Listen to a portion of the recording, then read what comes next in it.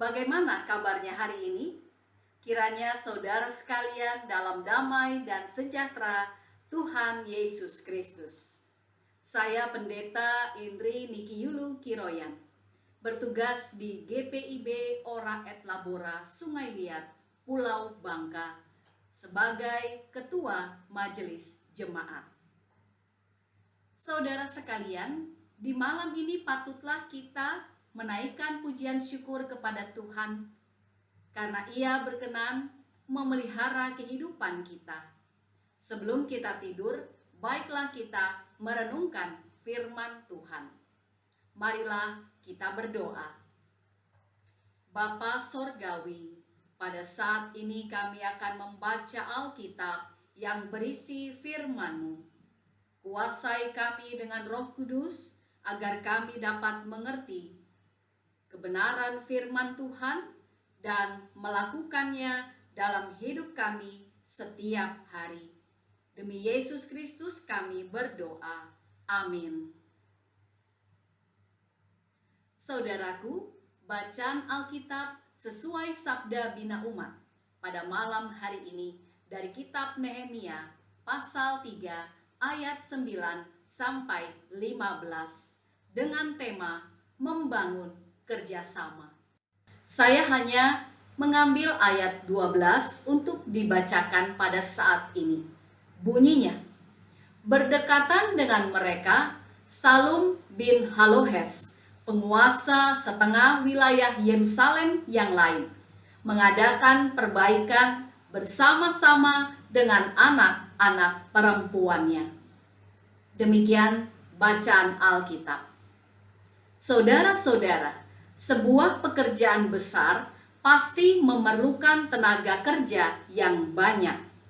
Agar supaya pekerjaan besar tersebut dapat selesai dengan baik dan sesuai waktu yang diharapkan, maka dibutuhkan kerjasama dari tiap pekerja.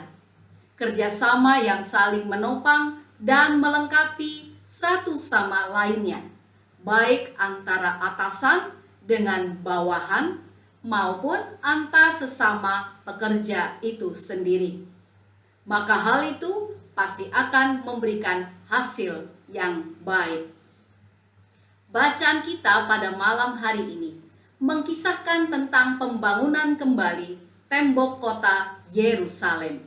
Di dalam kota Yerusalem terdapat bait suci, tempat umat Allah datang beribadah untuk menyembah Tuhan Allah Israel dan mendengarkan pengajaran firman-Nya. Kisah dalam pasal ini diawali dengan kerinduan yang amat sangat dari Nehemia, seorang juru minuman Raja Artasasta dari kerajaan Persia. Ia berdoa kepada Tuhan dan memohon agar Tuhan bertindak menyelamatkan umatnya. Tuhan kiranya melepaskan umat Israel dari tanah pembuangan. Singkat cerita, Tuhan mengabulkan doa Nehemia. Nehemia diizinkan pulang untuk membangun kembali tembok kota Yerusalem bersama-sama dengan orang Israel yang diizinkan pulang dan orang-orang Israel yang terluput dari penawanan, bahkan bersama beberapa penduduk di wilayah tanah Kanaan. Nehemia menjadi pemimpin sekaligus motivator bagi umat Israel dalam pembangunan kembali tembok kota Yerusalem. Kita bisa membaca teks tersebut dalam pasal 2 ayat 17 sampai 20. Langkah awal Nehemia sebelum memperbaiki dan membangun tembok kota itu adalah ia memeriksa seluruh keadaan yang ada secara mendetail. Kemudian ia menyatakan kerinduannya, visi dan misinya kepada orang-orang yang besertanya menyelidiki keadaan tembok itu. Setelah itu, ia membangkitkan semangat segenap orang Israel, termasuk di dalamnya para imam, pemuka Bani Israel dan penguasa setempat agar segera melaksanakan pembangunan tersebut. Saudara-saudara, Nehemia memiliki keyakinan yang teguh bahwa Allah turut bekerja dalam umatnya dan dalam diri tiap orang yang ambil bagian dalam pembangunan itu. Keyakinan Nehemia terhadap kuasa dan kasih Allah yang menyertai pembangunan itu secara implisit nampak dalam bacaan kita malam ini. Orang-orang yang terlibat dalam pekerjaan itu menempatkan dirinya per wilayah sesuai pembagian kerja yang ditentukan untuk memperbaiki bidang demi bidang tembok Yerusalem. Artinya, ada sekelompok orang yang telah membagi diri untuk melakukan perbaikan dan pembangunan sesuai lahan kerja yang dipercayakan kepada mereka. Beberapa kali tulisan di pasal 3 ini mengangkat istilah berdekatan dengan mereka. Situasi berdekatan umumnya rawan konflik internal. Orang bisa berbenturan dengan sesamanya akibat ketidakcocokan cara kerja, komunikasi, visi, dan misi. Akan tetapi, ketika melihat hasil akhirnya dari pembangunan itu dapat selesai, berarti tiap orang atau kelompok kerja telah berusaha menyerap visi dan misi bersama, sehingga mereka dapat menghindarkan diri dari konflik berat dan berkepanjangan. Mereka pun dapat bekerja dengan tenang dan damai sejahtera. Yang menarik dari bacaan ini terdapat di ayat 12 tadi. Di situ tertera adanya seorang ayah bernama Salum bin Halohes yang melibatkan anak-anak perempuannya untuk berpartisipasi dalam pekerjaan pembangunan. Biasanya pekerjaan semacam itu didominasi oleh kaum lelaki sebab memerlukan tenaga fisik yang kuat. Apalagi konteks perjanjian lama berlatar belakang patriarkis. Namun, catatan kitab Nehemia di sini menyelipkan adanya kaum feminin yang turut serta dalam pekerjaan besar itu. Ternyata mereka di tengah-tengah budaya yang patriarkis sekalipun, para perempuan tetap diberi kesempatan untuk berpartisipasi.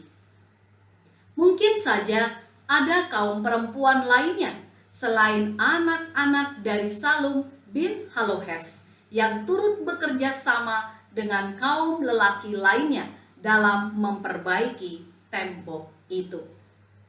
Saudara-saudara, selain itu nampaklah dalam cerita ini tentang peran seorang ayah yang mendidik anak-anak perempuannya untuk turut melayani pekerjaan Allah.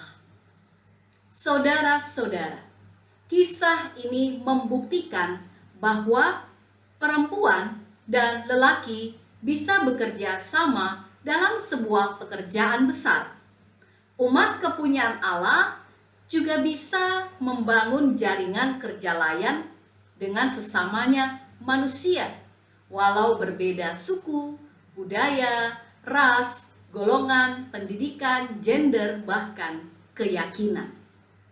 Tuhan telah mengaruniakan akal budi kepada kita manusia agar kita bisa bersatu dengan sesama dalam kepelbagaian. Saudara-saudara, dalam pekerjaan membangun kembali tembok Yerusalem, sebenarnya terdapat banyak tantangan dan halangan. Namun, pada akhirnya semua dapat dilewati dan pekerjaan itu terselesaikan. Menurut catatan, dalam pasal 6 ayat 15 dinyatakan bahwa durasi pembangunan itu adalah 52 hari. Padahal menurut penelitian para arkeolog, tembok tersebut tebalnya sekitar 2,75 meter. Artinya, durasi 52 hari untuk melakukan pekerjaan yang sangat besar itu hampir mustahil bisa terselesaikan jika tidak ada rasa kerjasama di antara rombongan pekerja yang ada.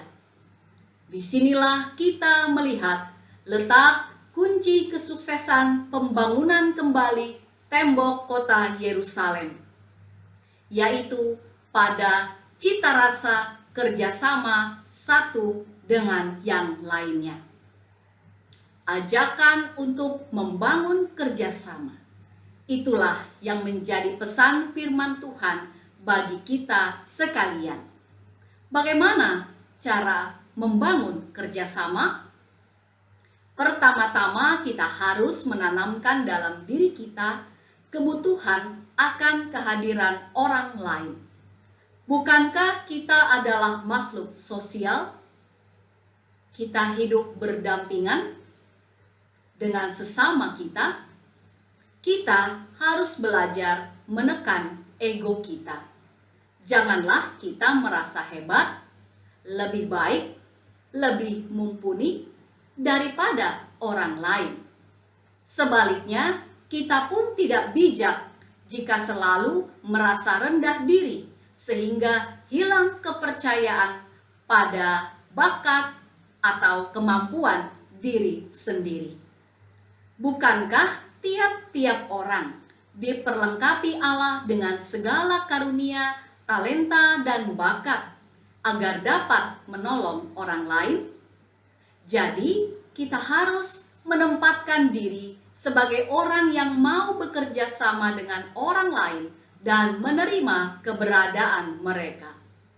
Kedua, kita harus tulus menghargai hasil karya orang lain, bahwa mereka juga mampu mengerjakan tanggung jawab yang dipercayakan, dan keberadaan mereka bukan menjadi saingan atau musuh kita, melainkan sebagai kawan sekerja yang menolong kita menyelesaikan suatu pekerjaan. Dalam pada itu, kita akan dapat menciptakan budaya hidup saling melengkapi yang bermuara pada membangun kerjasama demi pencapaian hasil bersama yang dapat memuaskan seluruh pihak terkait. Saudaraku, sebagaimana Tuhan Allah menjadikan kita mitra kerjanya dalam memelihara alam lingkungan hidup ini, yang mana Allah mengajak kita bekerja sama untuk mengusahakan bumi menjadi habitat yang menguntungkan bagi tiap makhluk yang hidup di dalamnya. Maka, marilah kita mau membangun kerjasama dengan sesama makhluk di sekitar kita. Segala usaha kita menciptakan kerjasama dengan orang lain guna memperoleh hasil yang baik akan menghantar kita untuk bersyukur kepada Tuhan Allah. Dialah yang mengaruniakan segala kemampuan dalam diri kita dan rasa persatuan untuk mengerjakan pelayanan bagi kemuliaan namanya. Saudara-saudara, selamat beristirahat dalam pertolongan dan damai sejahtera Tuhan kita Yesus Kristus. Kiranya esok hari kita diperkenankannya untuk bekerja sama dengan sesama di sekitar kita demi kesejahteraan semua orang. Amin. Sekarang, marilah kita berdoa. Allah Bapa di sorga, Terima kasih atas bacaan firman-Mu saat ini yang mengingatkan kami selaku umat kepunyaan-Mu agar menerapkan pola hidup cinta kasih. Kehidupan persekutuan yang dipenuhi cinta kasih-Mu akan mengarahkan kami untuk berupaya membangun rasa kerjasama dengan sesama kami. Baik itu anggota keluarga kami, jemaat sepersekutuan, rekan sepelayanan, juga warga masyarakat di lingkungan di mana kami tinggal. Kami mohon Engkau berkenan menyembuhkan mereka yang sedang dalam keadaan sakit dan memberkati serta menguatkan mereka yang sedang menderita, berduka, sengsara, terkena bencana, serta berbagai pergumulan hidup. Ya Tuhan, mampukan kami untuk hadir sebagai orang yang membawa damai sejahtera-Mu, agar di mana kami berada, di mana kami melayani, dan di mana Tuhan mengutus kami menjadi saluran berkat-Mu, kami selalu termotivasi untuk membangun kerjasama demi kebaikan semua orang. Kami bersedia menjadi seperti Nehemia dan orang-orang lainnya yang turut ambil bagian dalam pembangunan tembok Yerusalem, yang dalam hal ini pembangunan persekutuan tubuh Kristus. Ya Tuhan Yesus, sekarang kami akan tidur dan mengistirahatkan jasmani kami. Kami mohon penyertaan-Mu agar kami dapat tidur dengan tenang, sambil Tuhan kiranya memulihkan kesehatan tubuh jasmani kami. Kiranya atas perkenanan-Mu kami dapat bangun pagi dan menjalani aktivitas kehidupan bersama Engkau. Kami berdoa bagi bangsa dan negara, aparat negara dan pemerintahan kami, para medis dan tenaga kesehatan, serta gereja-Mu GPIB, beserta jemaat-jemaat di kota dan pos-pos Pelkes, agar senantiasa diberkati Tuhan. Kami mohon Engkau berkenan menyelamatkan kami dengan membawa kami keluar dari pandemi virus corona, supaya kami dapat menjalankan pola hidup new normal dalam pengasihan dan berkat-Mu. Terima kasih atas segala anugerah-Mu sepanjang hari ini. Biarlah kami terus merasakan kebaikan dan keajaiban-Mu dalam hidup ini. Di dalam nama Tuhan Yesus kami berdoa. Amin. Selamat malam. Tuhan memberkati.